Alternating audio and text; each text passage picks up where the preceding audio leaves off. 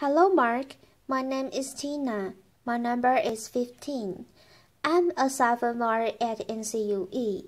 Today, I'm going to read a speech called The Four Fish We Are Overeating and What to Eat Instead by Paul Greenberg. So, when I was a kid, this was my team. Later, I stuck at sports. I didn't like to play them. I didn't like to watch them. So, this is what I did. I went fishing. And for all of my growing up, I fished on the shores of Connecticut. And these are the creatures that I saw on a regular basis. But after I grew up and went to college, and I came home in the early 90s, this is what I found. My team had shrunk. It was like literally having your roster devastated. And as I sort of looked into that from a very personal point of view as a fisherman, I started to kind of figure out, well, what was the rest of the world thinking about it?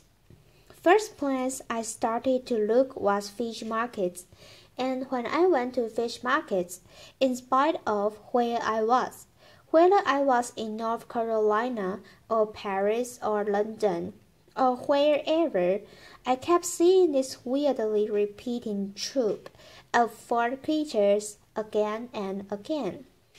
On the menus, on ice, shrimp, tuna, salmon, and cod.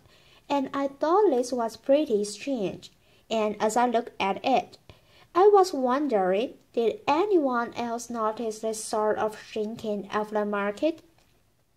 Well, when I looked into it, I realized that people didn't look at it as their team. Ordinary people, the way they look at seafood was like this. It's not an unusual human characteristic to reduce the natural world down to very few elements. We did it before, 10,000 years ago. When we came out of our caves, if you look at fire pits from 10,000 years ago, you'll see raccoons, you'll see, wolves, you'll see all kinds of different creatures.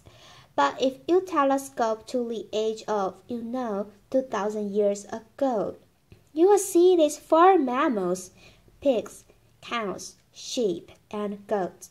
It's true of birds too. You look at the menus in New York City restaurants 150 years ago. 200 years ago, you'll see snipe, woodcock, cock, grouse, thousands of dogs, thousands of geese, but telescope ahead to the age of modern animal husbandry, and you'll see for turkeys, ducks, chicken, and geese. So it makes sense that we've headed in this direction. But how have we headed in this direction? Well, first, it's very, very new problem. This is the way we've been fishing the oceans over the last 50 years. World War II was a tremendous incentive to arm ourselves in a war against fish. All of the technology that we perfected during World War II, sonar, lightweight polymers, all these things were redirected towards fish. And so you see this tremendous build-up in fishing capacity, quadrupling in the course of time, from the end of World War II to the present time. And right now that means we are taking between 80 and 90 million metric tons out of the sea every year. That's the equivalent of the human weight of China taken out of the sea every year. And it's no coincidence that I use China as the example because China is now the largest fishing nation in the world.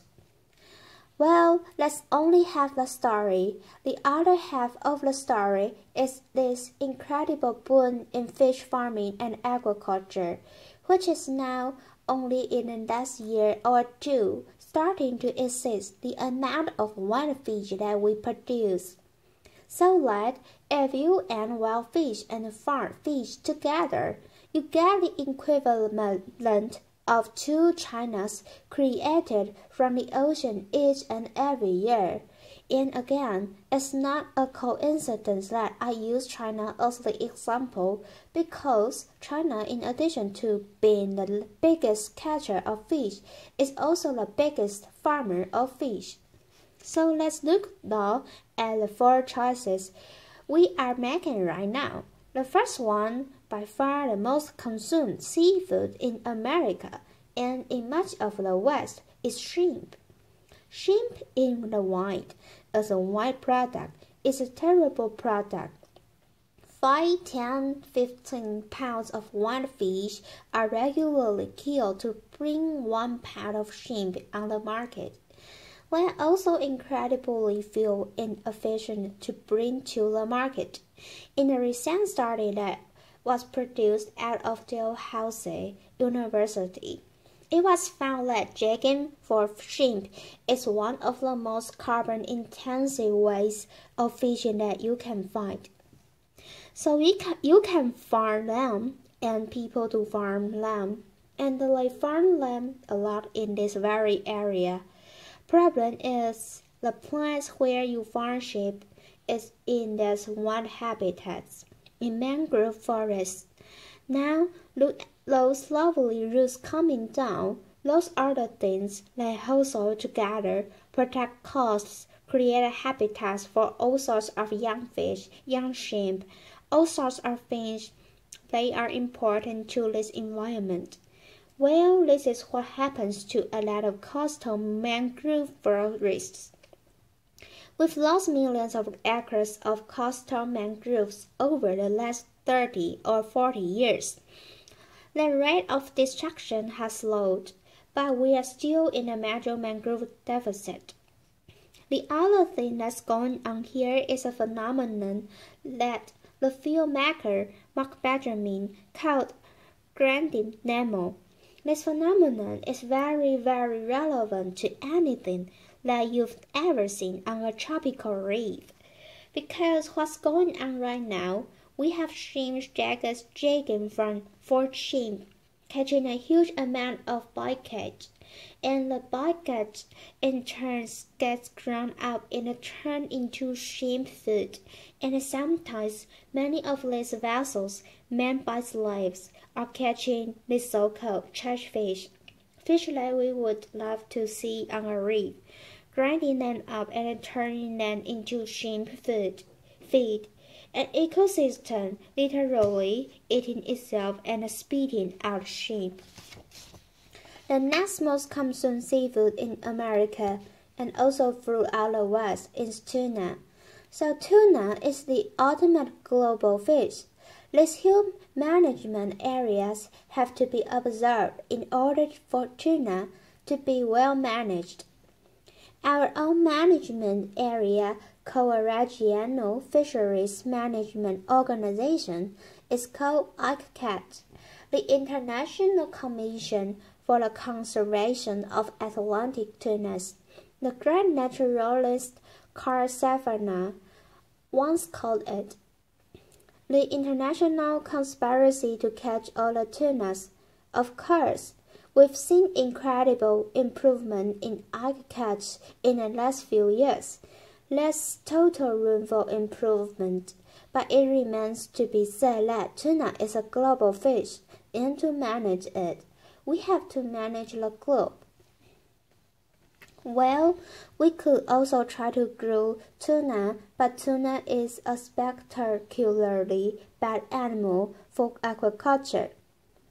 Many people don't know this, but tuna are warm-blooded. They can hit about 20 degrees above ambient temperature. They can swim at over 40 miles an hour. So that pretty much eliminates all the advantages of farming a fish, right? A farmed fish is, or a fish is cold-blooded. It doesn't move too much. That's a great fish thing for growing protein. But if you've got this crazy wild creature that swims at 40 miles an hour and heats its blood, not a great candidate for aquaculture. The next creature most consumed seafood in America and throughout the West is salmon. Now salmon got its plundering too, but it doesn't really necessarily happen through fishing. This is my home state of Connecticut. Connecticut used to be home to a lot of wild salmon. But if you look at this map of Connecticut, every dot on that map is a dam. There are over 3,000 dams in the state of Connecticut. I often say this is why people in Connecticut are so uptight. Later, if somebody could just unblock Connecticut's chi, I feel that we could have an infinitely better world. But I made this particular comment at a convention once of national parks officers, and this guy from North Carolina sidled up to me. He says, "You know, you oughtn't be so hard on your Connecticut, 'cause we here in North Carolina, we got 35,000 dams. So it's a national epidemic. It's an international epidemic, and they are them everywhere. And these are precisely the things that stop wild salmon from reaching their spawning grounds. So, as a result, we've turned to agriculture, and salmon is one the most successful, at least from the numbers point of view. When they first started farming salmon, it could take as many as 6 pounds of wild fish to make a single pound of salmon. The industry has, to its credit, greatly improved. They've gotten it below 2 to 1, although it's a little bit of a cheap, because if you look at the way agricultural feed is produced, they are measured in pellets. Pounds of pellets per pound of salmon. Those pellets are in turn reduced fish, so the actual, what's called the FIFO, the fish in and the fish out. Kind of hard to say, but in any case, credit to the industry. It has lowered the amount of fish per pound of salmon. Probably we've also gone crazy with the amount of salmon that we are producing. Agriculture is the fastest growing food system on the planet. It's growing at something like 7% per year. And so, even though we are doing less per fish to bring it to the market, we're still killing a lot of these little fish. As it's not just fish that we are feeding fish to, we are also feeding fish to chickens and pigs. So, we've got chickens and they are eating fish. But weirdly, we also have fish that are eating chickens. Because the high products of chickens, feathers blood blown, get grown up and fed to fish. So I often wonder, is there a fish that ate a chicken that ate a fish? It's sort of a reworking of the chicken and egg thing. Anyway, later, altogether though, it results in a terrible mess. What you are talking about is something between 20 and 30 million metric tons of wild creatures that are taken from the ocean and used and ground up. That's the equivalent of a third of a China or of an entire United States of humans that's taken out of the sea each and every year. The next of the four is a kind of amorphous thing. It's what the industry calls whitefish. There are many fish that get cycled into this whitefish thing, but the way to kind of tell the story, I think, is through that classic piece of American culinary innovation, the fillet-o-fish sandwich. So the fillet-o-fish sandwich actually started as halibut. And it started because a local franchise owner found that when he served his McDonald's on Friday, nobody cared, because it was a Catholic community. They needed fish, so he went to Red Croc and he said, "I'm going to bring you a fish sandwich, going to be made out of halibut." Ray Clark says, I don't think it's going to work. I want to do a hula burger, and there's going to be a slice of pineapple on a bun. But let's do this. Let's have a bet. Whose sober sandwich sells more? That will be the winning sandwich. Well, it's kind of sad for the ocean that the hula burger didn't win, so he made his halibut sandwich. Unfortunately, though, the sandwich came in at 30 cents. Ray wanted the sandwich to come in at 25 cents, so he turned to Atlantic cod. We all know what happened to Atlantic cod in New England. So now the fillet of fish sandwich is made out of Alaska pollock. It's the largest fin fish fishery in the United States. 2 to 3 billion pounds of fish taken out of the sea every single year. If we go through the pollock, the next choice is probably going to be tilapia. Tilapia is one of those fish nobody ever heard of 20 years ago. It's actually a very efficient converter of plant protein into animal protein, and it's been a godsend to the third world. It's actually a tremendously sustainable solution. It goes from an egg to an adult in 9 months. The problem is that when you look about the West, it doesn't do what the West wants it to do. It really doesn't have what's called an oily fish profile. It doesn't have the EPA and the DHA omega-3s that we all think are going to make us live forever. So what do we do? I mean, first of all, what about these poor fish, the cupids? The fish that represent a huge part of that 20 to 30 million metric tons. Well, one possibility that a lot of conservationists have raised is, could we eat them? Could we eat them directly instead of feeding them to salmon? There are arguments for it. They are tremendously fuel efficient to bring to market, a fraction of the fuel cost of, say, shrimp, and at the very top of the carbon efficiency scale. They also are omega-3s rich, a great source of EPA and DHA. So that is a potential, and if we were to go down that route, what would say is, instead of paying a few bucks a pound, or a few bucks a ton really, and making it into aquafit, could we have the catch and double the price for the fishermen and make that our way of treating this particular fish? Other possibility though, which is much more interesting, is looking at bivalves, particularly mussels. Now mussels are very high in EPA and DHA. They are similar to canned tuna. They are also extremely fuel efficient. To bring a pound of mussels to market is about 1/30 of the carbon as required to bring beef to market.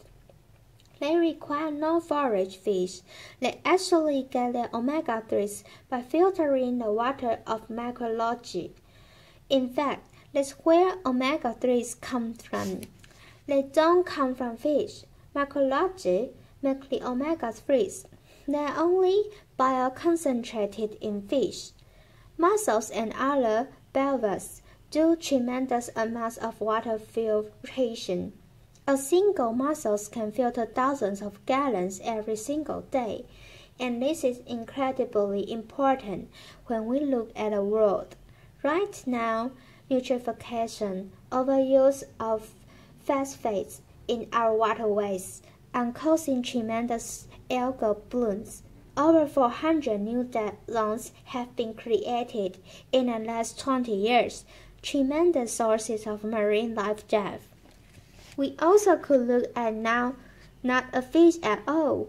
We could look at a vegetable. We could look at seaweed, the kelps, all these different variety of things that can be high in omega-3s, can be high in proteins, tremendous good things. They filter the water just like mussels do. And weirdly enough, it turns out that you can actually feed these to cows. Now, I'm not a big fan of cattle, but if you wanted to keep growing cattle in a time and a place where water resources are limited, you are growing seaweed in the water. You don't have to water it. Major consideration. And the last fish is a question mark. We have the ability to create aquaculture fish that creates a net gain of marine protein for us. This creature would have to be vegetarian. It would have to be fast-growing. It would have to be adaptable to a changing climate, and it would have to have the oily fish profile, the EPA, DHA, omega-3, fatty acid profile that we are looking for. This exists kind of on paper. I have been reporting on these subjects for 15 years. Every time I do a new story, somebody tells me, we can do all that, we can do it. We figure it all out. We can produce a fish that's a net gain of marine protein and has omega-3s. Great, it doesn't seem to be getting scaled up. It is time to scale this up. If we do 30 million metric tons of seafood, a third of the world catch stays in the water. So I guess what I am saying is this is what we've been going with. We tend to go with our appetites rather than our minds. But if we went with this, or some configuration of it, we might have a little more of this. Thank you. Applause.